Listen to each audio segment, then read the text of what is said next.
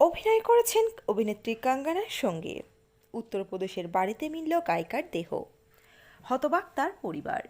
কি ঘটেছে বিস্তারিত থাকছে আজকের এই প্রতিবেদনে।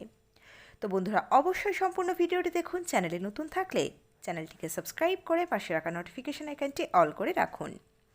আর আপনারা ঠিক কোন জেলা থেকে আজকের এই ভিডিওটি দেখছেন, জায়গাটির নাম আমাদের কমেন্ট বক্সে কমেন্ট করে জানান, যাতে করে আমরা আপনাদের ধন্যবাদ জানাতে পারি।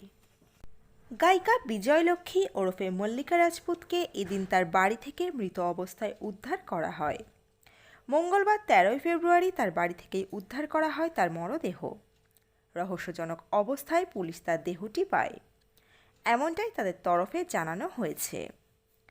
মৃত্যুকালে উত্তরপ্রদেশের এই জনপ্রিয় গায়িকা তথা নায়িকার বয়স হয়েছিল 35 বছর, কিন্তু কঙ্গনা রানাওয়াতের সঙ্গে কাজ করেছিলেন তিনি।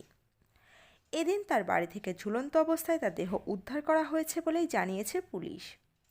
ফ্যানের সঙ্গে গলায় ফাঁস লাগানো অবস্থায় একটি ঘরে ঝুলছিল তার দেহটি, এমনটাই দাবি করেছে পুলিশ। গায়িকা বিজয়লক্ষ্মীর মা সুমিত্রা সিং এদিন মেয়ের মৃত্যুর বিষয়ে জানান তারা এই বিষয়ে কিছুই জানতেন না। তারা সকলেই তাদের মতো রাতে ঘুমাচ্ছিলেন ঘরে। প্রসঙ্গত, গায়িকার বাড়ি উত্তরপ্রদেশের সুলতানপুরের সীতাকুণ্ড এলাকায়।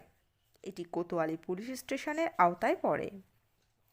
কোতোয়ালি থানার ইনচার্জ শ্রীরাম পাণ্ডে জানিয়েছেন, আপাতভাবে গোটা বিষয়টা দেখে মনে করা হচ্ছে গায়িকা গলায় ফাঁস দিয়ে আত্মহত্যা করেছেন।